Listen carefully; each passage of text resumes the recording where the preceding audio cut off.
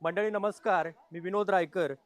या ठिकाणी आपण जर पाठीमागच्या साईडला जर पाहिलं तर अतिशय सुंदर असं हे डेकोरेशन केलेलं आहे. फार सुंदर अशी सजावट केलेली आहे.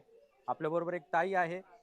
तिनेच ही सर्व सजावट केलेली आहे आणि या सजावटीमध्ये वेगवेगळे असे देवदेवता या ठिकाणी ठेवलेले आहेत.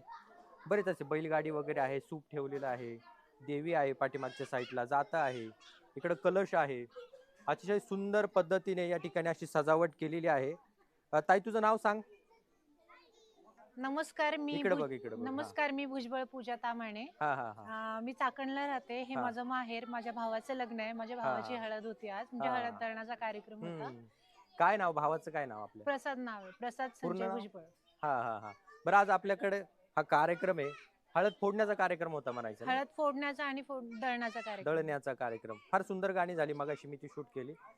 काय बरं, हे तू आता हे सजवले सर्व कोणकोणत्या देवी देवता ठेवलेल्या आहेत बरं? या थोडक्यात सर्व काय काय केलंय तू हे मला सांग, आणि नक्की संकल्पना ही तुला सुचली कशी? हे डेकोरेशन यापूर्वी केलं होतं का असं काही? का कुठं नाही, पाहिलं होतं यापूर्वी काय?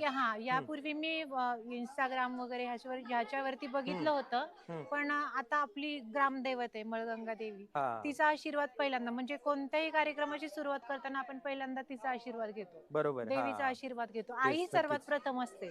म्हणून मला असं वाटलं की हम्म देवीला आपल्याला आपण पहिल्यांदा म्हणजे वंदन केलं पाहिजे. हा म्हणून मग मी हा देवीचा मुखवटा तयार केला. बरोबर. त्याच्यानंतर आपल्या पारंपरिक सर्व कामांमध्ये हम्म म्हणजे कामामध्ये यश मिळण्यासाठी विठ्ठल हम्म रुक्मिणी, म्हणजे आता एक लग्न आहे ना, हम्म लग्नामध्ये कसं नवरा बायकोने विठ्ठल रुक्मिणी सारखं नांदावं. बरोबर बरोबर. म्हणून मग विठ्ठल आणि रुक्मिणी सारखीच माझी भाऊजी त्याच्या पाठी राहील. नक्कीच म्हणून नक्कीच. मग हे हा विठ्ठल रुक्मिणीचं. त्याच्यानंतर पारंपरिक हळद फोडण्यासाठी जाते. हा हे खलबत्ता आणि पाटावर वंटा, पाटावर वंटा. जे आपण रेग्युलरली किचन मध्ये पण वापरू. सध्या तरी नाही वापरत. हम्म सध्या हे म्हणजे जुन्या काळातलं आहे, पण हम्म आता ह्याच जे जुन्या रूढी परंपरा परंपरा आहे. पुढे चालून नेण्यासाठी हम्म एक समोरच्यांना पण प्राधान्य मिळावं, हम्म म्हणून मग ही आता वरुट्या संकल्पना. पाट्याची जागा मिक्सरने घेतली नाही का? मिक्सरने घेतली, मिक्सर ग्राइंडरने घेतली. आधुनिकतेचा विकास झालाय. बरोबर आहे. त्याच्यामुळे हा मला ते पाटावर वंटा, खलबत्ता हम्म आणि हे जातं. आता जातं हम्म तर कोणी वापरत हम्म नाहीच, पण जातं हम्म सर्व कार्यक्रमांसाठी वापरलं जातं, बरोबर जसं आहे. की हळद वगैरे हे ते. हम्म आणि त्याच्यासाठी ते सुपारी, हम्म बांगड्या. आता हे घाणा बांगड्यांचा पण कार्यक्रम होता ना, बरोबर. त्यामुळे मला त्या बांगड्या पण ठेवाव्याशा वाटल्या, की कारण हम्म ती डेकोरेशनला छान वाटत हम्म होतं. आणि मग ते आता हे सुवासिनींना सुपारी देण्यासाठी. वगैरे ठेवले, हा याच्या पाठीमागं काही शास्त्रीय कारण आहे का? ते तेवढे ठेवलेले आहेत, किती आहेत ते काय? का मोजून असे नाही ठेवल्यात, अंदाजेच म्हणजे ठेवलेत? अंदाजे ठेवलेला आहे, त्या डेकोरेशन साठी ठेवल्या ते. हा हा पण शास्त्रामध्ये सुपारीला विशेष महत्व दिलं जातं, की जसं बरोबर.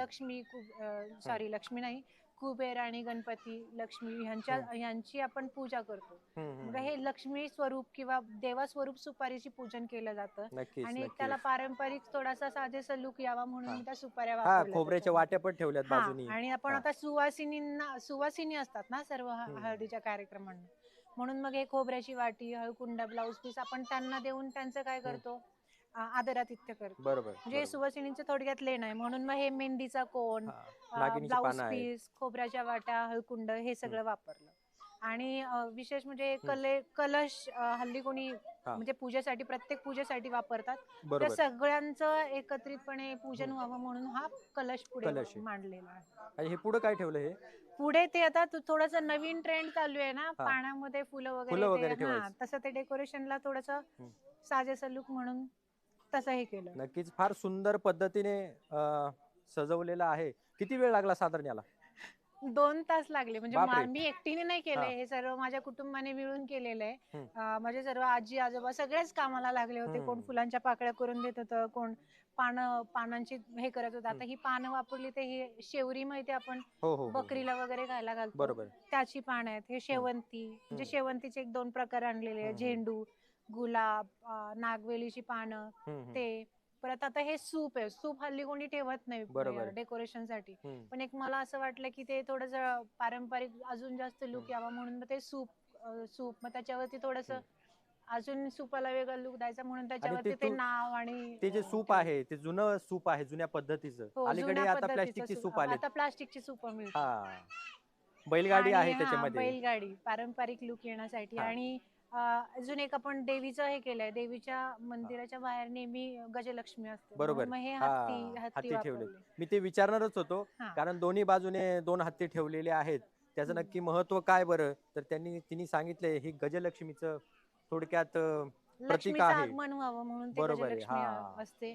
आणि प्रेमाचं प्रतीक म्हणून एक राधाकृष्णाची पण राधाकृष्ण आहेत. बरोबर. मूर्ती ठेवली आहे. तर असं हे सुंदर पद्धतीने सजवलेलं हे डेकोरेशन हे खास म्हणजे दळण्यासाठी नव्हतं, फक्त फक्त डेकोरेशन डेकोरेशन साठी होतं, पाहण्यासाठी. दळण्यासाठी आम्ही सेपरेट हां. जातं ठेवलं होतं. बरं, बरं, बरं. तर असं हे सुंदर त्यांच्या बंधूच्या लग्न सोहळ्याच्या निमित्तानं आदल्या दिवशी जो कार्यक्रम असतो हळदीचा वगैरे, त्यासाठी हे डेकोरेशन सुंदर पद्धतीने त्यांनी तयार केलेलं आहे.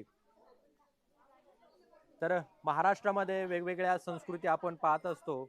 अशीच एक संस्कृती आमच्या पिंपळवंडी गावातील ही आपण या ठिकाणी पाहिलेली आहे. प्रसादची हळद.